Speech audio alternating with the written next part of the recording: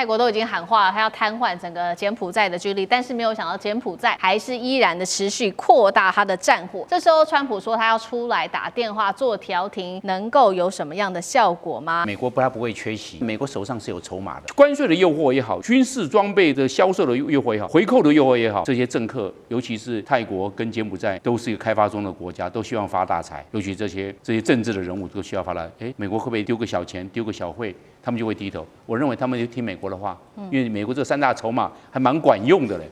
持续关心东南亚现在战火是不是真的已经失控了？尤其泰国还甚至出动他的 F-16火箭炮轰到整个机场、医院，这是在泰柬的边境哦。50万人现在仓皇的逃跑当中，难民现在非常的多。川普在这个时候喊说他要来通电话，这一场区域性的冲突会不会持续的扩大升温到无法控制呢？赶快来看到是最新的消息，这泰柬的冲突，这一次泰国除了出动他的 F-16之外，双方更是把他们所有的最厉害的武器都拿出来了，战车、无人机、战斗机等等，都是战场上面等级的。泰国开始指控柬埔寨说，你不断的用不管是遏制的武器，这种多管火箭炮遏制武器，或者是中国大陆制的这种远程的火箭炮，来射程甚至高达最高130公里，对准的就是我们泰国的机场、公立医院，甚至还有这个平民的地区。他说你这样做已经踩到红线了。这一场这个冲突已经持续的升温到泰柬的边境，学校停课，医院当然也都会全部的做关闭，因为全部都是炮火。官方现在做统计，这个死伤人数持续的，当然还在统计当中。目前有20人至少丧生，还有88个人受伤，40-50万的居民被迫撤离，避难所都是现在看到人满为患。柬埔寨的国防部直接说了，当地超过101000多人已经被迫疏散了。这个时候7月份出来协调的川普，本来说已经签好这种和平相关的协议，没有想到他又碰到这种事情，他只好说他接下来会亲自的出面打电话，要阻止这一场冲突。但是现在看起来好像已经完全的失控了，这一场边境冲突如何演变？厉将军。我觉得这是当然，泰柬这两个国家为了这个边境上面这个神庙，已经冲突连续发生了好几次哈。那每次都借着东协啊，或者是中国出面来调停，然后化解战事的纠纷。但是我觉得这次来讲，双方所摆出来的态势会有很大差别。我认为说泰国这次他的策略会采取打得一拳开，免得百拳来。他这次会彻底，因为他话已经讲出来了，他要彻底瘫痪柬埔寨的军力，让他以后来讲没有办法在这个地方再次的兴风作浪。那我们看到柬埔寨这时候所提出来的，柬埔寨讲的是说，希望随时做好谈判的准备。这双方的态势很明显看出来，柬埔寨就比较弱，泰国就比较强。那泰国为什么这个可以比较强的态势呢？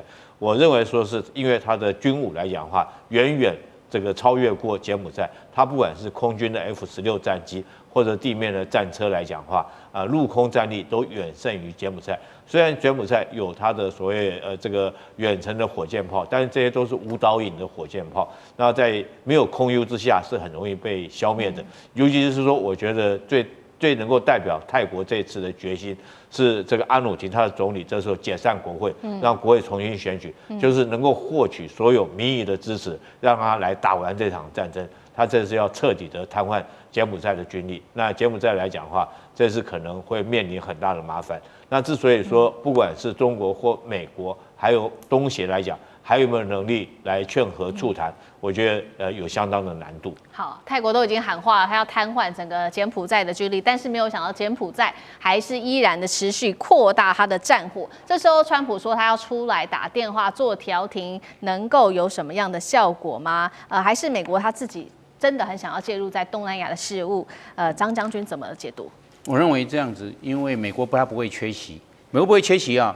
我认为，但是美国手上是有筹码的，有3个筹码来做使用。第一个，我有关税筹码，美国对泰国36%降到19%，对柬埔寨也是36%降到19%，他们都19%来看，19%来看，虽然还是蛮高的。你们好，不要打停火，我跟你们关税上啊，给你们一些弹性，向下弹性。哟，这样子啊，哦，这样子，那我就听话了。因为美国在东南亚它不会缺席的，因为它的这是区域的影响力，它绝对不会松手。那关税是一个美国的筹码，美国手段。第二个，军事的诱惑，因为两个都要买美国武器啊，尤其是泰国，泰国有 F-16哎，泰国还有 F-51哎，都是美国的哎。以后我给你好一点的飞机好不好？哎，给你一些零件，你的零件已经不够了。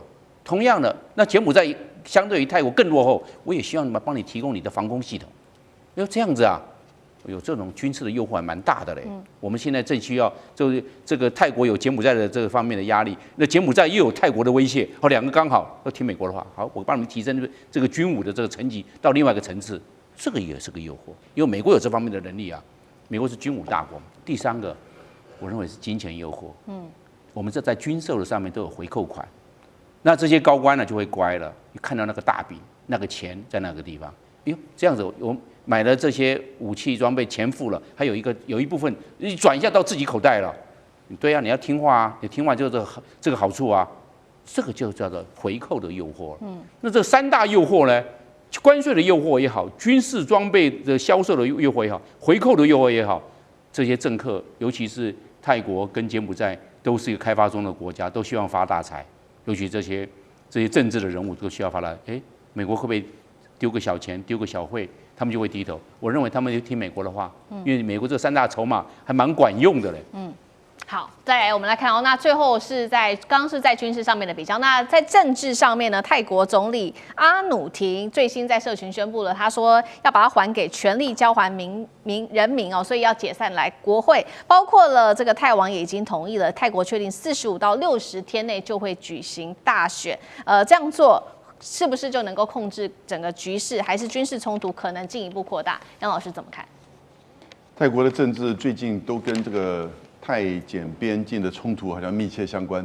上一次那个女总理应该是贝东丹，她也就是在这个冲突事件当中就打电话给柬埔寨的，就是洪森，就他 uncle 不要这样子嘛，我们这个关系很好的，都是我们军方不对。结果录音泄露出来，就被迫就下台了。他那个时候是9月份下来之后呢，那这位阿努廷呢就上来，可是他上来形成是一个少数政府，那受到了好多的小党的这些就联合的支持。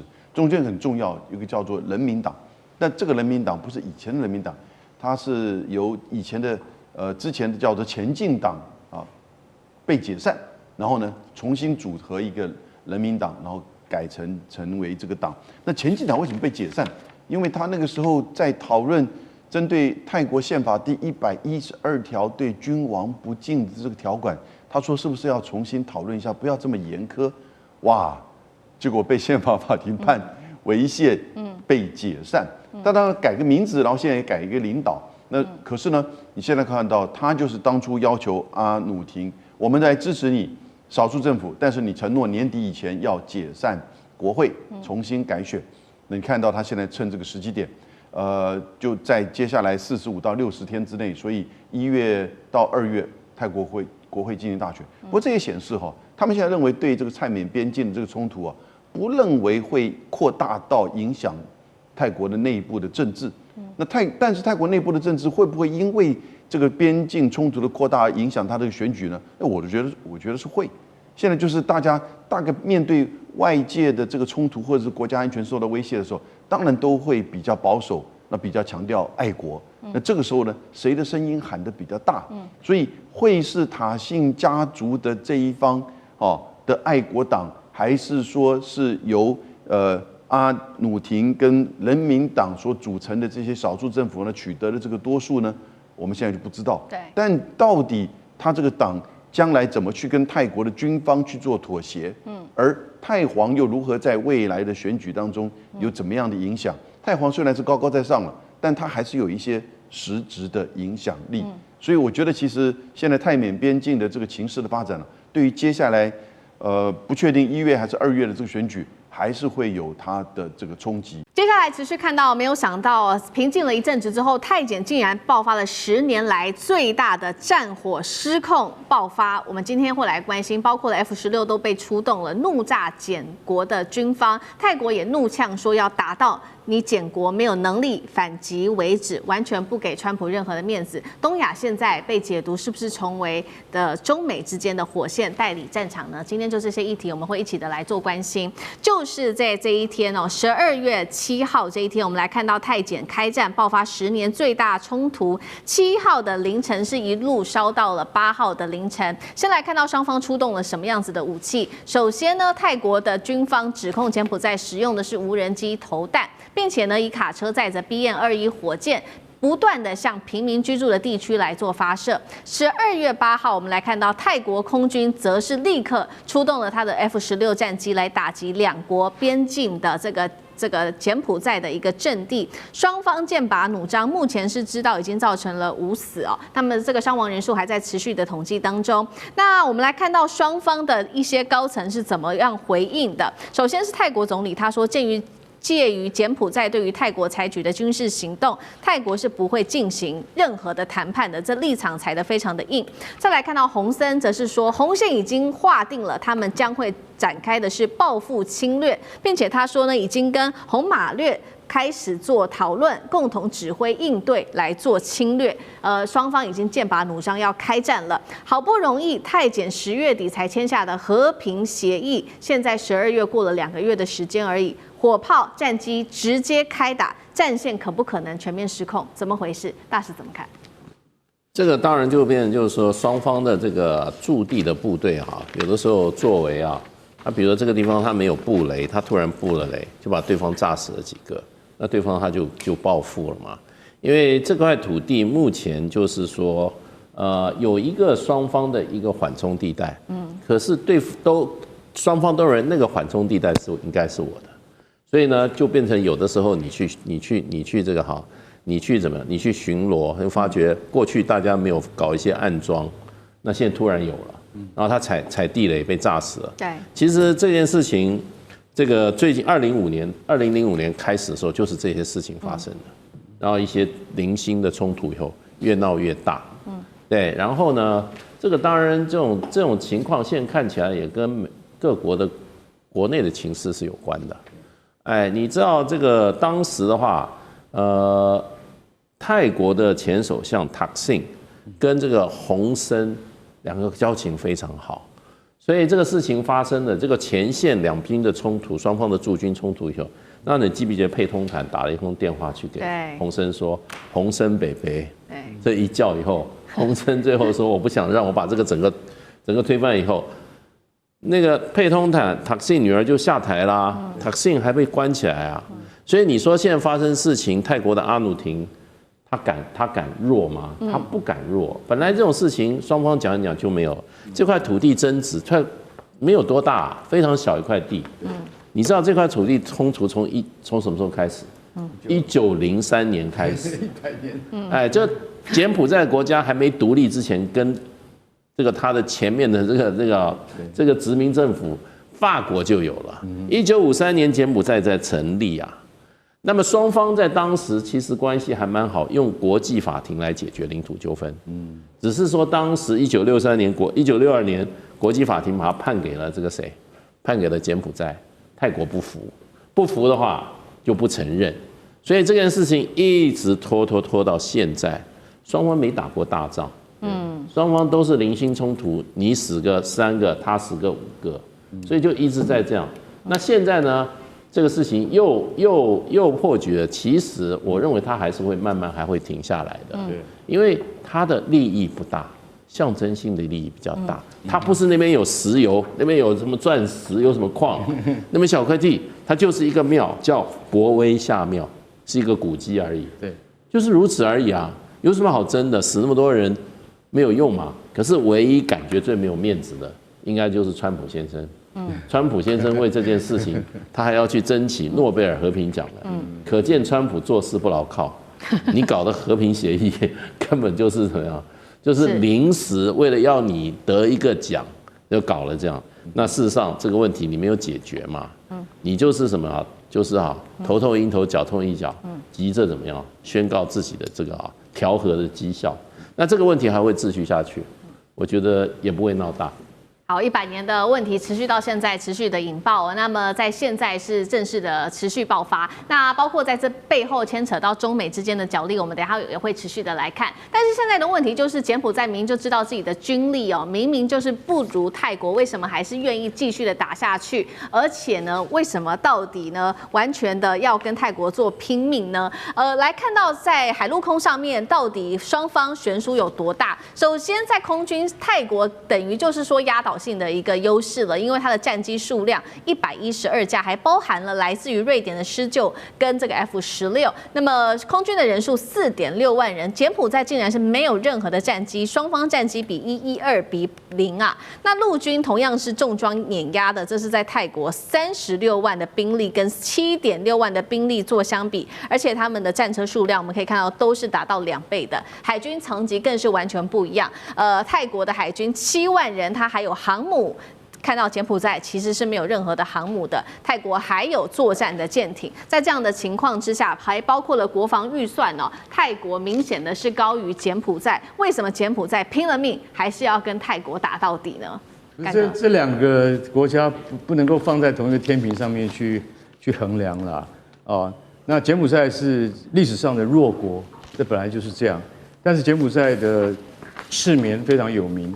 从1975年的赤棉接掌政权之后，残杀了不止200万柬埔寨人，那是一个历史上的悲剧。那可是呢，柬埔寨从那一天开始到现在，它从来没有一天是现代化过。就算是你今天看到的西港，也就是西哈努克港，纪念他们的这个亲王而命名的这个港，也都是中资在帮他们建立的。所以金边政权长期以来超过60年的贪腐，所以他们的军力本来应该要放在国防上面的钱，都就是被人为就是人谋不臧给稀释掉了。所以你说不管现在是洪森或洪马内，他们今天当了长期的国家领导人，他们从来没有在民生议题上，更不要讲国防了啦，空军连1架飞机都没有，这样也可以。鬼混了50年，没有1架飞机，没有1架作战飞机，你这样也可以？这样还算国家吗？我都不太晓得。他的空军只有直升机而已。那海军更弱，海军弱到说泰国还有航空母舰了，你有什么？我只有巡逻舰。其实泰国的航空母舰早就已经报废了，都不能用了，上面的战斗机早就已经送进焚化炉了。大家知道吗？泰国没有航空母舰的啦，那是假的啦，摆的好看的。但是就算这样子，我也强过你柬埔寨很多倍。所以其实这两个不是拿来可以相比的。泰国的空军还有一个亮点，它竟然有什么？它竟然有 Gripen， 就是 JAS-39，瑞典的施救战斗机，是公认第4代甚至4代半跟我们的 F-16是同样优秀的一种战斗机，泰国竟然有了。所以为什么？所以他们还知道要与时俱进的进步。那柬埔寨在洪森跟洪马内他们父子俩的统治之下，你现在在边界上面为了这个一小块，刚才大师讲的其实那是很小的狭长地带，为这种事情又这边死了6个，那边又死了1个，又伤了8个。其实今天到底它的意义在哪里？意义在什么？意义在我们今天泰国不能够示弱。为什么？如果示弱会危及泰国现在的内阁的政权的地位跟巩固，所以他必须要表现出强硬的态势，还出动了 F-16。你出动 F-16，我说句实在话，你可能还找不到目标来炸，因为什么？因为柬埔寨的军队可能都躲在丛林里面，那个不是出动 F-16的，那要出动这个丛林特战部队，你才能够去找到柬埔寨的有实力的、训练有素的部队。所以我是认为这两个国家的边境冲突不会太久，但是还是那句话，这两个完全不是在同一个水平上的国家。那泰国你也帮忙好不好？得到人数你就饶了他吧。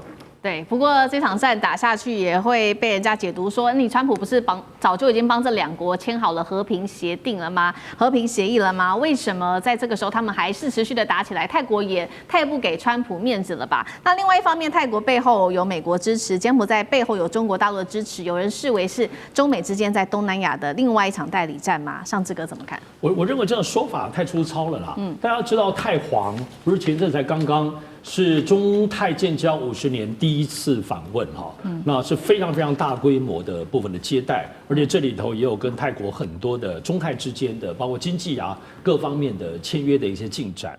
那当然大家都觉得没有错，以前过去柬埔寨的时候，洪森当然是跟北京是完全是绝对的麻吉。可大家特别知道啊，因为现在这个柬埔寨的部分的总理，也就是现在洪森的大儿子，就是洪马奈或洪马内，他已经正式接班了哈。那但他正式接班之后，要记得大家觉得柬埔寨还是要仔细观察，因为跟中国大陆之间，现在中国也是比较谨慎的来对待这个接班人。因为要知道这个洪马奈呢，他是小青年就是送到美国，他是念西点军校的，他在念纽约大学，然后到英国拿到博士。也就是说，他作为小孩子、青少年开始，他整个就是受到整个都是以美国为主的美英的西方教育，所以他在很多的价值上是跟美国很倾向的。现在虽然洪森在没有错，可是当时就引起一个巨大的部分，就是他当时就任这个总理的时候，他竟然邀请了真的美国驻柬埔寨的大使坐在正中央，而中国的大使竟然坐在旁边呢。所以这件事情其实虽然不是说这甘冒大不讳，你就可以理解到现在洪森的儿子的状况是多么倾向美国。所以这个在使得跟中柬之间的关系，你不能认为中国就傻傻的，你老爸跟我很好，我就都认你。在这些小地方的态度上，其实中国现在变得比较谨慎。也就是说，现在泰柬的这一次的部分的刚刚发生这个战争，在边境上也不要小看，不是偏僻的地方，40万人已经开始跑了。两边的部分40万人什么概念？就是我们家花莲县就是40万人，全花莲人能跑了，这是什么概念？也是很多的。所以这里头的影响性还是在于，我们可以看到第一时间里面，无论在美国的国务院或者包括中国的外交部都没有立刻的，比如说劝和或等等，大家都还在观察这一次的部分的再起争端的摩擦性，是不是刚刚竹荣前面两位讲的，很快其实就是一个小摩擦，或者说它后面会继续扩大成一个政治上的部分的冲突。但无论如何，泰柬其实没有撕破脸。但是就洪森先前跟塔信家族的部分的这个已经怎么讲呢？已经真的是撕破脸了，有心结，如果没有心结，总也有疙瘩。我觉得这个部分不只是现在在军力上大家论斤计价的在较量，我认为以洪森的个性来讲，我们赶快来关心东南亚这一场最新的战火发生在这个柬埔寨跟泰国。我们最先要来看到的是洪森父子燎火，在泰柬这边终于是擦枪走火开始开战了。中国大陆会撑腰吗？接下来的柬军又会做什么样子的反应？泰柬会来全面开战吗？今天我们会一起的来做解读。这一场战事发生在24号，最新消息在泰柬的边境争议的地区爆发的武装冲突。这一回我们看到泰国直接出动了他的 F-16战机来做空袭，包括了柬埔寨境内的2处的军事的目标。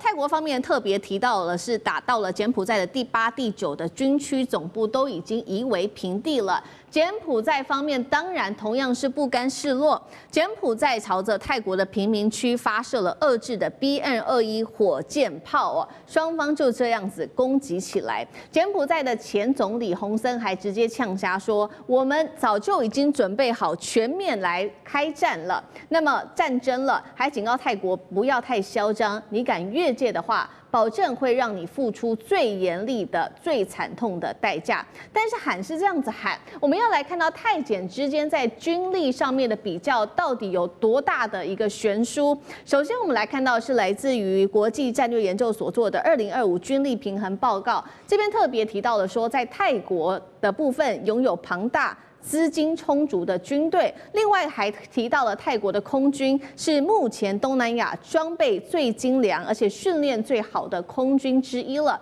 有关于空战的部分，等一下我们会请张将军来帮我们做更多的解析。我们现在来看到泰柬在兵力上面的一个比较。首先在军队的人数上面，泰国的军队总兵力58万人，其实已经达到了柬埔寨的3倍了。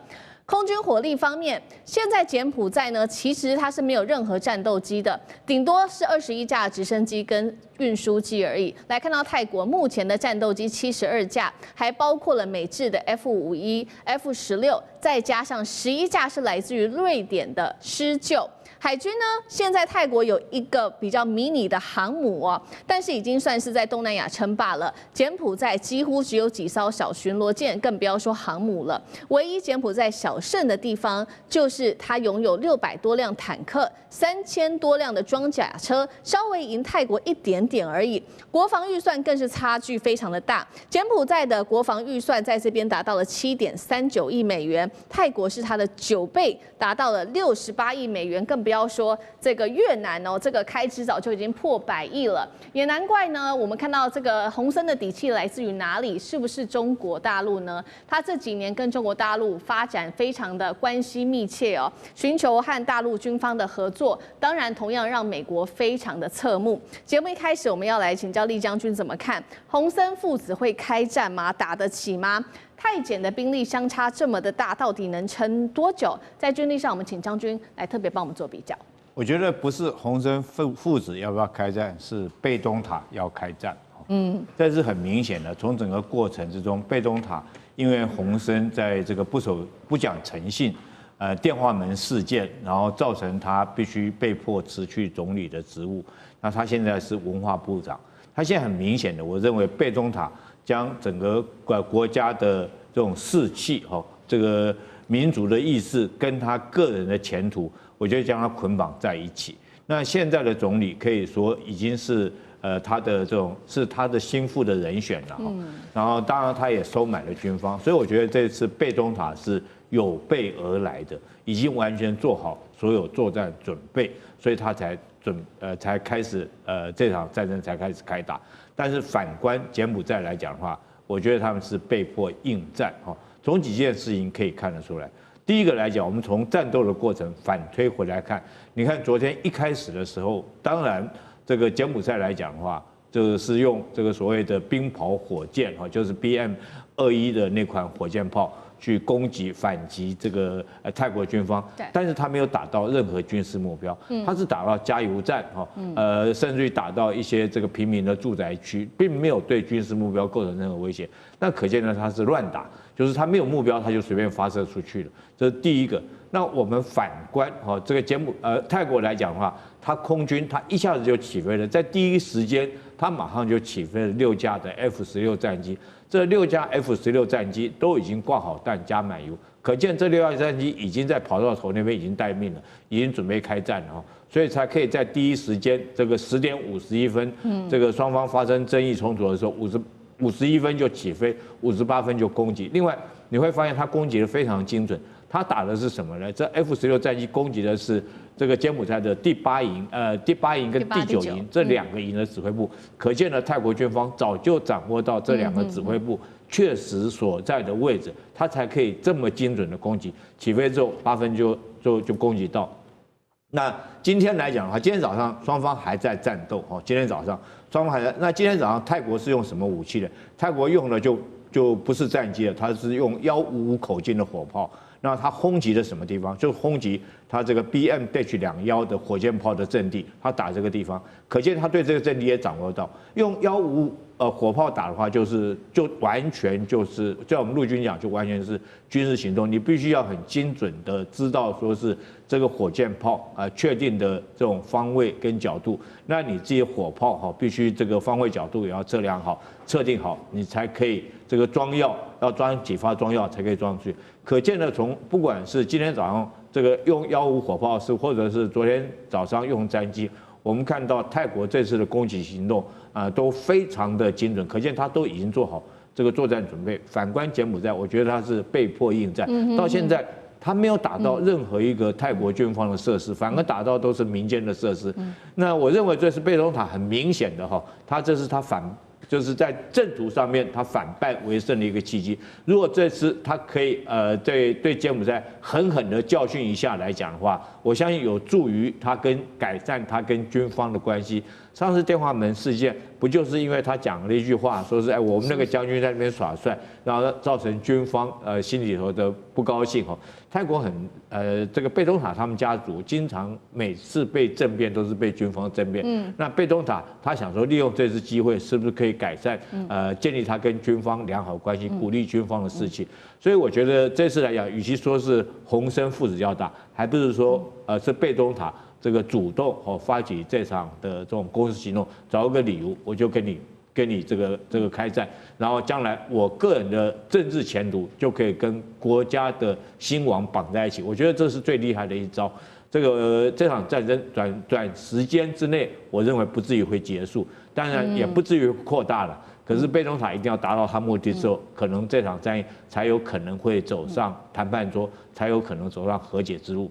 好，所以我们看到这一次的开战，泰国可以说是几乎是精准打击，不管是昨天这个开战一开始直接出动了美制的 F-16，或者是在今天的这个火炮等等我们看到泰国都做了一个非常万全的准备跟打击。那么接下来这个柬埔寨又会如何来应对？等于他是被迫打仗，那他接下来会怎么样应对？他会寻求中国大陆的帮忙吗？那大陆又会帮他们吗？那也请将军帮我们就空军战力的部分也做泰柬之间的一个比较。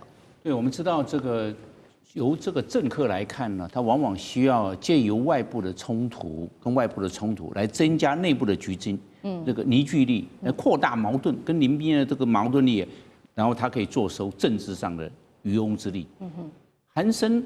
我们知道他已经在这个柬埔寨总共执政了39年，你从1984年开始，你看多久了？他父子，他72岁啊，他现在72岁，你看他这个掌控了柬埔寨的政权那么久，你是不是要制造一些矛盾，然后增加这个巩固他权力上的这种我们讲的这个实权在握，就实权在握。我们可以看得出来，你从俄乌战争也看得出这方面的因子，你从以色列跟阿拉伯国家冲突也看出这方面的因子。同样，他也要想如何炮制跟泰国这方面有些紧张，有些小冲突。因为泰国跟柬埔寨100多年了，为这两个庙也100多年的冲突了嘛。那这样子的话，那这个时机来个小冲突来看，对他政客来看是有利的。那我们来看，那现在那最有利、最获利的是谁？大家有没有想一想？不是泰国，也不是柬埔寨，是中国大陆。中国大陆，因为中国大陆大量投资在柬埔寨，他会不会关切？当然关切嘛，关切柬埔寨嘛。他对中国大陆对泰国也有投资，但是问题是他在柬埔寨压的比重比较重。你看这一次以色列跟伊朗冲突伊朗马上派国防部长到中国大陆去下订单了。那这是柬埔寨的经费开始要提升了。那要几个提升？要买3个东西。第一个要买对空搜索雷达，因为它的空防非常薄弱。第二个要买地对空导弹，因为它没有空军，那要靠地对空导弹。第3个要开始买教练机了。那开始，因为柬埔寨没有空军，就几架直升机而已。那这个战斗直升机没有用，没有空权的状况之下，这些武装直升机没有用，没有任何一架战斗机，就武装直升机，这就是柬埔寨的短板。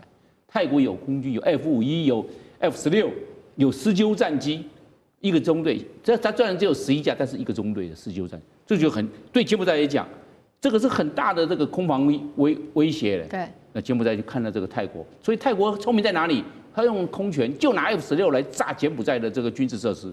柬埔寨没有招架之力，他连雷达都没有，他能干嘛？所以就挨炸的份。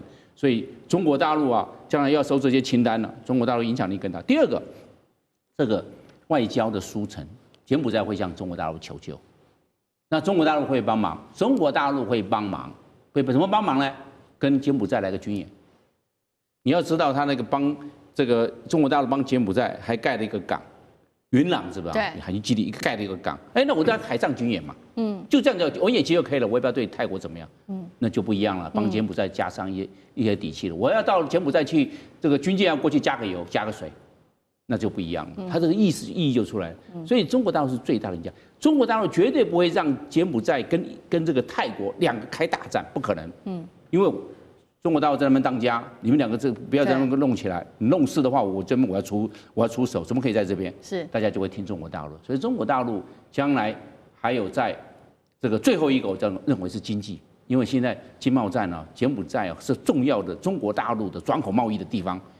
我们不要讲习产地是中国大陆这样，就是有柬埔寨也是其中之一。那这样的话，柬埔寨在这个经贸的角色也扮了一个小角色，对中国大陆是有贡献的。那中国大陆不管在军备上、在外交上，还有在这个经济上，都会跟柬埔寨这方面获取更大的利益。好，所以我们看到借由这场战争哦，现在看起来最大得利者变成中国大陆哦。柬埔寨接下来会持续的跟大陆购买更多在空中战力啊、空中武器，来补足自己在空中的不足、空防的不足。那另外一方面，到底说这一场战争是为什么打起来？其实现在原因有非常的多，除了刚刚将军也帮我们分析到有各自要稳固在政治上面的势力，不管是泰国或柬埔寨之外，我们也来看到还有其他的原因，包括在今年5月份，其实当时才爆发这个翡翠三角主权的争议之外，泰国还指控柬埔寨偷偷埋了地雷哦，害他们自己的士兵因此而断肢。另外就是有专家指出说，双方爆发这个冲突的真正原因，是因为洪森哦，柬埔寨的洪森家族跟泰国的塔克辛家族这两个家族其实过去关系非常的好，但是后来又因为这个赌场还有电信诈骗这背后牵扯到的利益问题，所以现在撕破脸了，才会造成这一场冲突。针对这一些的揣测，杨老师又是怎么解读？我觉得目前那个还真的比较是揣测了哈，因为现在大家都在找理由，其实理由都摆在眼前，很清楚啊。历史上超过100多年来，其实针对这个领土的这个争议哈，尤其边境的划定，这次虽然发生不是在那个1962年国际法院判定的就是寺庙，那个寺庙真的在山顶上，但是他判定给柬埔寨，可是周边的道路却给泰国，所以寺庙在柬埔寨，道路却在泰国，那双方就一直有争议。那这是一个领土争议，长久以来，那领土争议的背后其实是过去法属印这个所谓的这个占领地啊殖民地跟暹罗当时泰国之间的划分。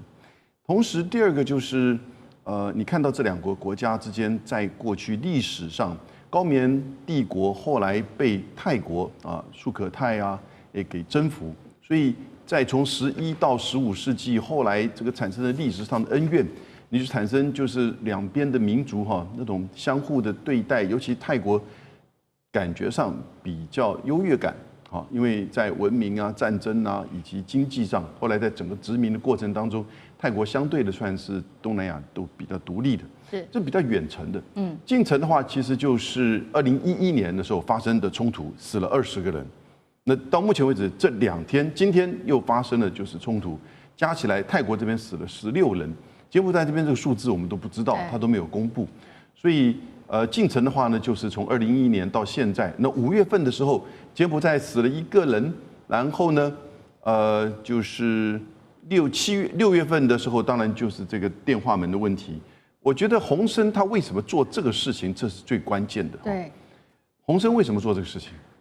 他为了帮助他儿子洪马内稳固他国内的统治跟治理，所以他一方面自己做参议院的主席，二方面弄这样的事情，把这个电话泄露出来，知道这一定会产生两国的紧张。两国的紧张的时候呢，你就可以加强你自己国内的巩固。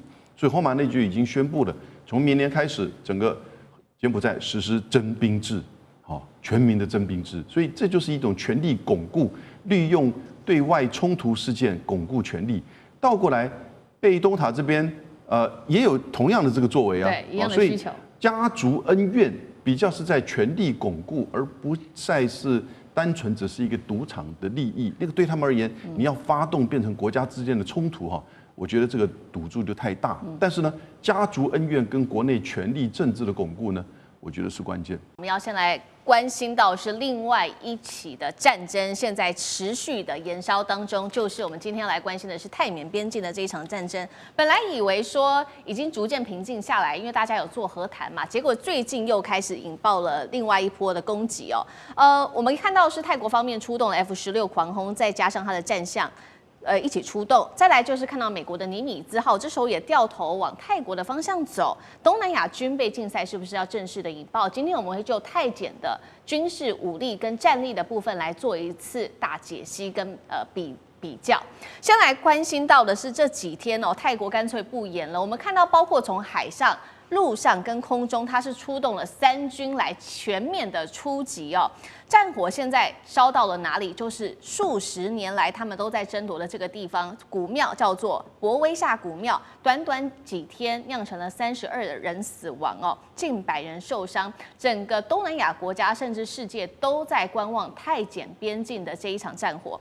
这一次我们从海陆空来做解析，先来看到空中，泰国出动了它的 F-16和施救战机之外，强夺了一个山区，距离刚刚提到的古庙只有3公里，并且还是今天要来特别关注的这款武器是泰国首次从南韩拿到的，首次用在实战上面的 KGGB 精准滑翔炸弹。画面上您看到的这一个就是这个 KGGB 的武器，它把传统的炸弹1秒升级成了一个 GPS 拥有这样子能力的一个杀器，射程103公里。重点来了，它的成本很低，但是精度很高。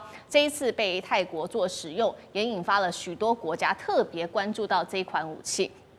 再来，我们看到路上，泰国手上握有的现代战车超过60辆是来自于大陆的 VT4 现代战车，还有数百辆美制的 M6，还有乌克兰的 T84 火力全开，并且这一次画面上我们持续看到，这是一个大象哦，那大象上面呢，它还穿上了军装，并且给它配备了步枪哦，象征意义十足。反观柬埔寨，我们看到它只出动了200辆。是它老旧的中国跟苏联制的战车，现在我们可以看到，在陆战上面、空战上面，几乎差距是非常非常大的。海上，泰国则是出动了它的8艘军舰来步步进逼。柬埔寨呢，我们也来看一下它的战力，它是发射了非常多枚的火箭炮，这当中包括有来自 RM70 火箭炮、中国96式榴弹、T55坦克跟它的装甲车等等，甚至呢还有一张照片是女飞官准备起飞的影片，被泰国的网友嘲笑说：“你们连战机都没有，演什么演啊？为什么让一个女生在上面来做试飞？”那这个是来自于泰国的智库，针对了目前2国的军力排名做了一个比较，泰国现在位居14名，柬埔寨则是在23名，差距非常的大。我们今天先来关心到的是2款比较新的 KGGB 滑翔炸弹，那还有象征性意义的这个叫做战象，来压境东南亚的军备竞赛，还有泰国的实力，请孝伟哥来带我们看。好，其实我们看到这次这个所谓的 KGGB 这样的滑翔炸弹，它其实是现在很流行的一个所谓的炸弹的这样一个改装套件。其实像大家还记得吧？前一阵子那时候炸的乌克兰部队那个乱七八糟的，其实那个俄罗斯也同样引进了这一类的这种所谓的炸弹改装套件。它其实为什么？因为我们传统的这种炸弹铁壳炸弹，如果或是传统的这种 J 弹炸弹，就是GPS 定位炸弹，你战机飞过去之后，大概就要离那个目标区，对不对？大概差不多不到10公里的地方丢下去，它会以一个抛物线的方式掉下去，然后那 GPS 你这种有导引的，它可以做一个修正，然后在修正的过程中精准的击中目标。但是如果说今天你到这个10公里之内丢炸弹，你那时候没有掌握完整空优或是绝对空优的时候，敌人绝对会这个好好的款待你啊，对不对？绝对不会铺个红地毯说欢迎来炸。好，所以这个时候呢，最好的办法就是在这个炸弹上面装了小翅膀的一个延程小套件。为什么呢？因为你炸弹载在飞机上，飞机会给它一个速度，对不对？只要它离了架之后，离了飞机的这个挂架，然后下去，这2个小翅膀弹开，那这个时候炸弹本身就可以从这2个小翅膀获得升力哦。也就是说，这个炸弹不仅仅只是一个小石头被丢出去，而是一个绑了一对小翅膀的这个小石头，而且这个小石头可以滑翔很远。像比如说以这个 KGGB 这个套件来讲，韩国做这个套件就号称你这个那个炸弹挂在那个绑在底下，可以让它多滑至少47甚至到100公里左右。这就很远，47到100公里什么概念？其实那根本已经是一个中距离的防空飞弹的这样一个防卫范围。也就是说，我今天我飞机距离100公里远，然后我可能高度在4万尺，我已经看到目标，然后就把这个炸弹丢下去之后，它慢慢飞，慢慢飘到你头上，然后掉下去炸到你。这时候你可能对它的飞机一点办法都没有。这个就是这一类滑翔炸弹它之所以设计出来，然后所使用的一个原因。其实这个东西还不是这次卖给这个滑翔炸弹套件给泰国的韩国人想出来的。我们刚刚前面讲，俄罗斯人也玩过。最早其实是美国人想出来的。美国人想出来之外，其实我跟你说，我2004年在珠海航空展就看到中国大陆就有一大堆这种那个类似的这样的产品。也就是说，今天如果真的打起仗来的话，中国大陆的战机也同样会配备这种滑翔炸弹。为什么？它就是要让你的飞机能够在你的防卫区防区之外，就丢这个炸弹滑翔进来，然后滑着就打到你的这个重要目标头上。所以其实像这个东西，它那个代表就是说那个泰国它整个空军的建军概念其实是完全所谓的现代化。因为其实在整个东南亚来讲，那个泰国军队的这个建军，它其实它在整个过去到现在的冷战这样的历史，它其实是一个非常奇妙的一个位置。二战的时候，泰国是轴心国哟。也就是它是跟日本跟德国是站在一线的，但是为什么打了败仗，它也没有像其他的这些轴心国一样，那个可能国王又被那个抓去虚位化干嘛一大堆的，就是因为它在东南亚地区一个独立的状况。你看它的这个位置刚好在整个东南亚是居中的位置，也就是说谁能够跟泰国交好，谁就能够控制东南亚。所以你在那个二战之后冷战期间，美国其实花了非常大的力气跟这个泰国做好关系。同样的，中国大陆也是跟泰国做非常好的关系。那再加上他这次你可以看到那个柬埔寨他过去那个在共产革命以后，对不对？其实相当程度的，由于他那个波布政权那个一个统部统治，他其实是惹恼了整个东南亚，甚至于连中国大陆都对他非常不爽。所以你看他现有的这个武器装备来说，跟泰国差距这么大，原因就在这里。所以这次仗打下去柬埔寨我认为他很难讨到便宜。好，所以我们特别关心到泰国现在有这种现代化的空军，再加上它的优势刚刚孝瑋哥帮我们特别提到它在战略地理位置的优势，当然了，现在美国也因此介入在这当中了，包括了我们也要关注在军事上面，它出动了它的尼米兹号来介入，那这场冲突接下来会怎么样子的演进？还有泰国的战力，也请华刚哥来帮我们做分析。OK， 好。那泰国像刚刚孝瑋讲的，它是接受了西方的整个一个样的这个传承，就是说他的建军思想都是跟着美国来走的，所以说他从很久以前根本就是在越战时代，泰国就接收了当时被认为是世界一流的坦克，像 M60，也就是现在我们的主力。泰国人比我们中华民国早，很多人不了解，还早。泰王是空军飞行员，对，他开 F51的，没错。泰王是开 F51的，所以像这样就是说，其实泰国他西化的很早。那老实讲一句，他接受西方的观念也很早，所以他对于整个战略跟战术，其实老实讲还是走在时代前端，只是说他没有受到什么外侮。那这次跟柬埔寨发生了这样的战争，等于是说出乎他们的意料之外。那我们来看你说他的空军。他的空军不仅仅是碾压柬埔寨，因为他可能在中南半岛上他是最强的，他甚至可以强过越南，因为越南到现在也是说句实在话，为了经济，其实他不太能够花太多钱在这个战略物资上面，所以就是出现了这个可爱的影片说，柬埔寨竟然用了女飞行员来当做他们宣传的一个短片，然后网友们都在笑说。你们连战斗机都没有何苦要派一个女飞行员来做这种宣传短片呢？这是事实。为什么？因为柬埔寨从来，这个就是我们从赤柬的波布政权一直到现在的洪马森就是洪森洪马尼对洪森政权到现在他儿子，坦白讲一句，他们整个就是说柬埔寨都不曾花心思在什么，在真正的建军跟民生上面，那是一个贪污非常严重的国家。这整个国家都完全不是在正常的路径上面走。所以你怎么可能能够建制正规的军队？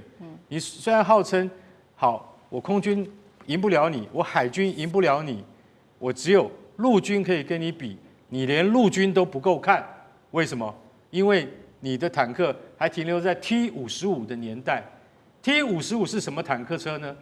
是中国把它改进成为 T59坦克，那个已经是在30年甚至40年以前的产物，它仍然停留在那个阶段而没有进步。所以在这个情况之下，那中国反而还在交给了泰国 VT4坦克。VT4坦克坦白讲一句，就是一个完全先进的坦克车了。